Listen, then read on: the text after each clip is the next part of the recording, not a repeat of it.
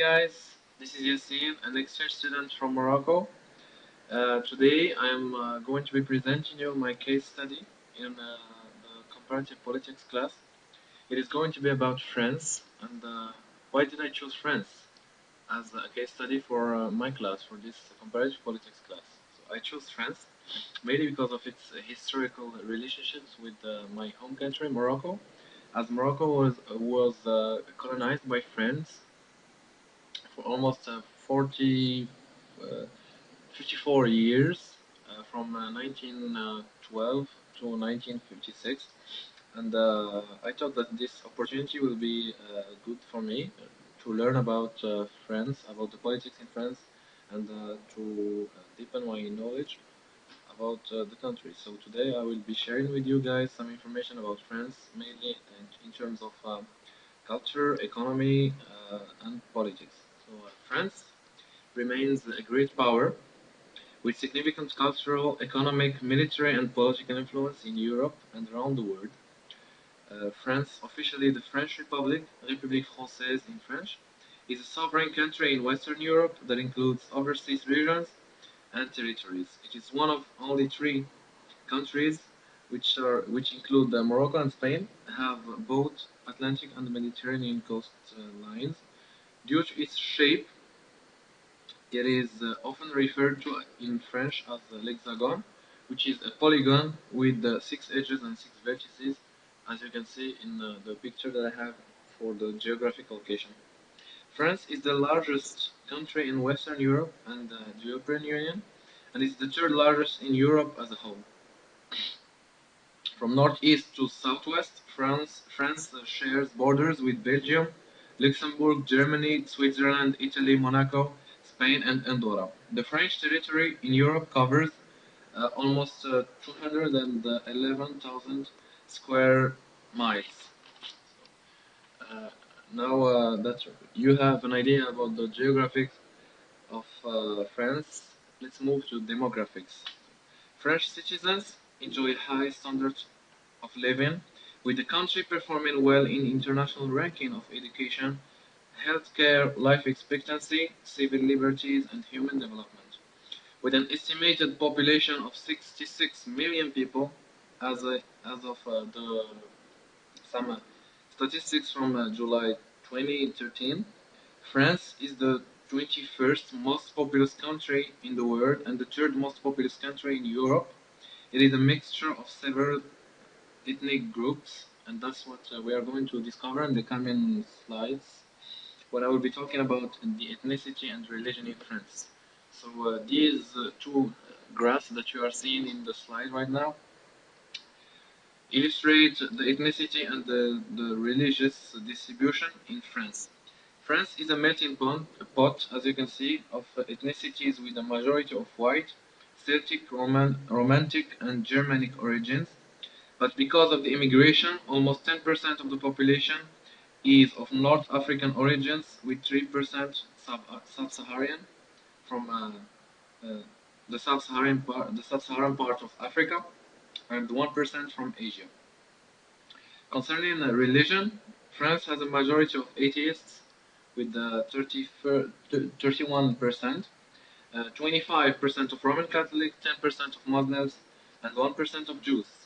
Now that you have an idea about the ethnicity and the religion of France, let's move and talk about the economy.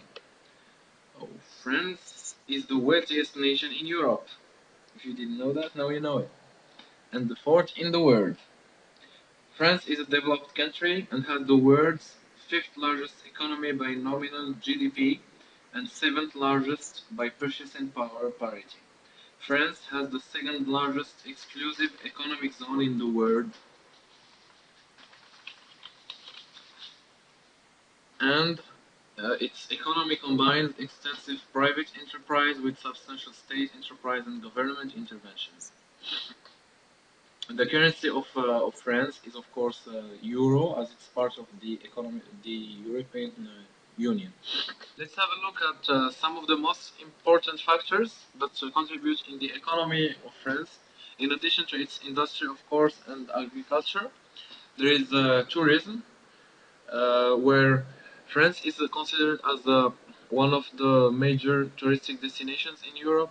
It has 37 sites inscribed in the UNESCO's World Heritage List and a number of important touristic destinations, which are mainly the Eiffel Tower that attracts more than 6.2 million visitors a year, and this list illustrates other destinations that you might be interested in visiting, either virtually online or going checking them up, like the Disneyland Paris, that's similar to the Disneyland that's in Orlando. It's an extension of this international brand. Transportation in France is elaborate too. France has the second most extensive railway network in Western Europe and over 470 airports distributed all over France. Now let's move to talk about the French politics, which are the backbone of this class, or the section that's most important for our case study. So let me give you a historical look at the politics in France and how France turned from a monarchy to a republic. The violent movement that France has witnessed in 1789 led to the French Revolution, abolishing the monarchy and the feudal privileges of the church in France and strengthening state institutions by initiating a new political system that includes the Constituent Assembly, the Legislative Assembly, the Convention, and the Directory.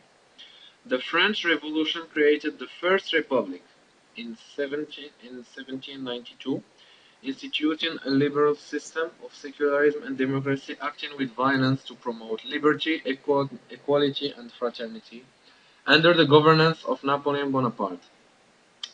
After the defeat of Napoleon in 1815, France's politics oscillated between a monarch system and the modern democratic system until World War II in 1940, when the French were defeated by the Germans. In 1940, the Nazi army divided France into two separate parts. The northern part under German control and the southern part, which was an independent country, with the capital Vichy under the authoritarian Nazi regime. General de Gaulle defeated the Germans in 1945, and France joined the UN Security Council at this year in 1945. Let's skip the Third and the Fourth Republic that were initiated from 1945 to 1981 to initiate the Fifth Republic that's still governing France, and it's implementing a semi-presidential system that will be detailed in the coming slides. The French Republic is a unitary semi-presidential republic with strong democratic traditions. The constitution of the Fifth Republic was approved by referendum on the 28th of September 1958. The current constitution of France, adopted by referendum on the 4th of October 1958, establishes the country as secular and democratic, with its sovereignty derived from the people. The nation's ideals are expressed in the Declaration of the Rights of Man and of the Citizen, one of the world's earliest documents on human rights, which was formulated during the seminal French Revolution of the late 18th century. The Constitution greatly strengthened the authority of the executive in relation to the Parliament. The executive branch itself has two leaders: the President of the Republic, currently François Hollande, whose picture is illustrated on the left of your screen, and who is the head of the state and is elected directly by universal adult suffrage for a 5 year term, and the government, led by the president, appointed the prime minister, who is currently Jean-Marc Ayrault. Let's have a look at some of the powers of the president of the state. He is, of course, the head of the state. He appoints the prime minister and appoints the ministers as well. He has the right to dissolve the National Assembly, and the president also submits the legislation to referendum on the proposal of the government or to the parliament. President has the right to have the emergency power to up to 6 months and is the commander-in-chief of the armed forces. The elections of the president, of course, as I told you, are by absolute majority of votes, and if no candidate wins, majority in first ballot. The top two candidates stand for election in the second runoff ballot, and these presidential elections impact on voters' turnout. We're discussing the history of French politics, and after knowing who rules France from its president and its prime minister. Let's now have a look at the French Parliament. The French Parliament is a bicameral legislature comprising a National Assembly and the Senate. The National Assembly deputies represent local constitutions and are directly elected for 5-year terms, while the Assembly, by its turn, has the power to dismiss the cabinet, and therefore the majority in the assembly determines the choice of the government, which means that the assembly has a major role in the French government. The senators, on their turn, are chosen by an electoral vote for 6-year terms, and one half of the seats are submitted to elections every 3 years, according to a policy that has been set in September 28. Now let's have a look at the political parties in France. So France has two political opposite groupings. The first one is the left wing, which is centered around the French Social Party, that's currently constituting the majority of the government.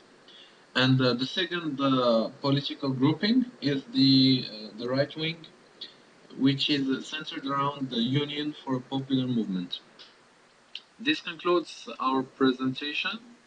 And I hope that you guys had an idea about France, not only in terms of geography and demographics, ethnicity, and religion, but also in terms of politics.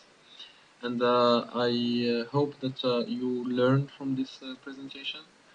This has been a nice opportunity for me to learn myself about France throughout this case study that I have been investigating throughout this semester. So thank you guys for listening to my presentation. I really enjoyed taking this comparative politics class during this semester, and I wish you good luck with the rest. Thank you.